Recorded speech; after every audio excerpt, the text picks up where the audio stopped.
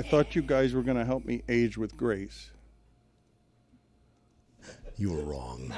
I don't think I'm wrong about this Tua thing, though, because if you allow me the starting point on 25 years of betrayal, emotional fan base, feels like it's being laughed at, was the winningest franchise in sports, dared to hope for a few minutes.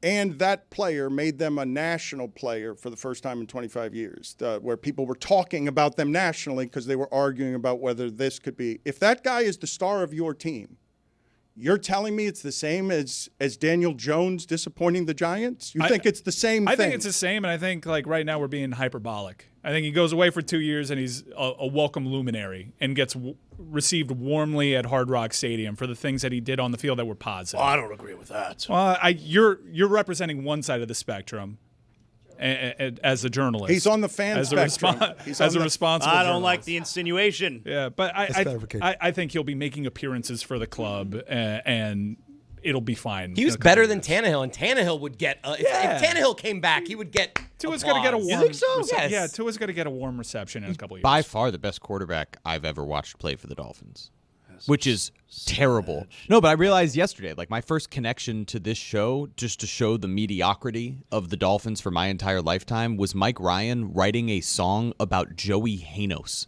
It was sent in a group chat yesterday because they were talking about Darren Waller potentially playing quarterback instead of Quinn Ewers. Wow. Joey Hanos. The fan base dared to care, and they're mad at him for it.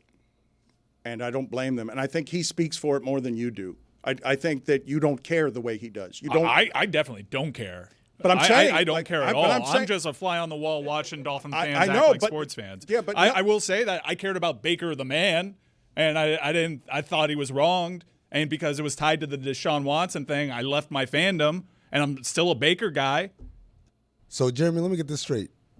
You don't think Gus Frerotte was killing? You don't remember when Gus Frerotte was out here? No, I mean, my first quarterback memory for the Dolphins is Jay Fiedler. He's still my favorite. Love Jay Fiedler. I like Cleo Lemon. What? You love Jay Fiedler? What quarterback has had a nice breakup with this market over the last 25 years? Like, I think Tua is leaving.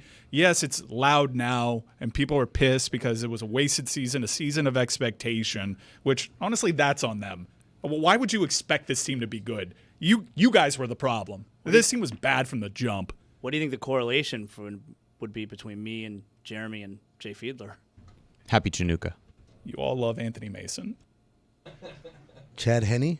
I think that we have to do a fan spectrum. I think because I do think Zaz is on the fan spectrum. I think, and it's not a good way.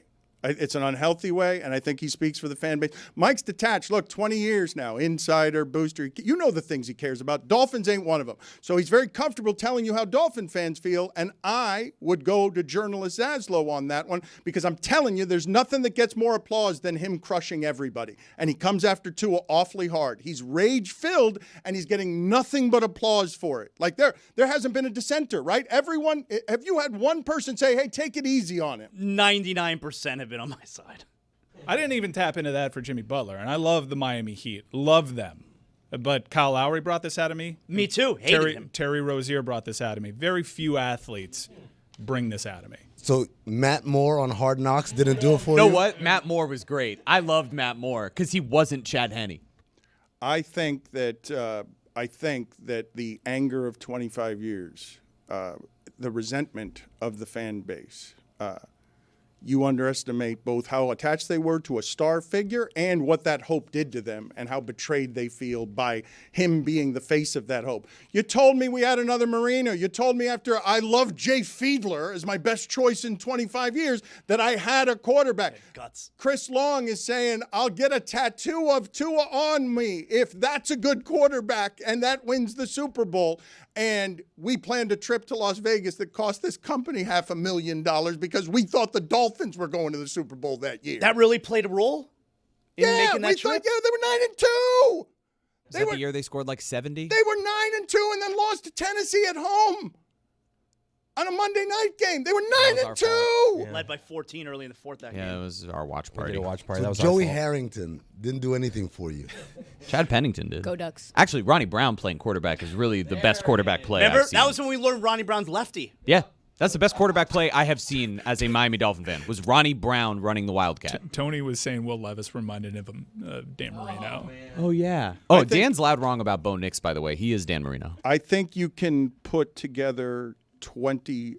I'd like a top 5, top 25 list of best Dolphin moments. If you want to make the national audience laugh, best moments over the last 25 years, Ronnie Brown at quarterback is like in your top 5. Oh, the Wildcat game. It's in your top 5 Easily. of the last And 70-point 25 effort. years. And the comeback against the Ravens. Yeah, I for think sure. that.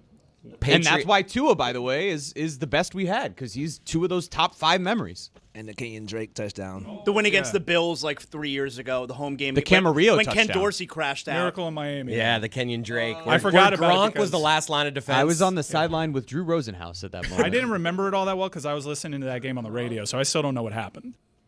Gronk, the last line of defense.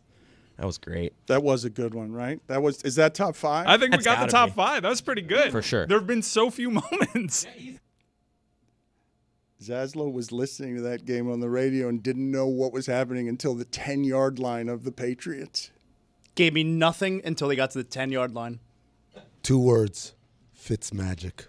The throw against the Raiders.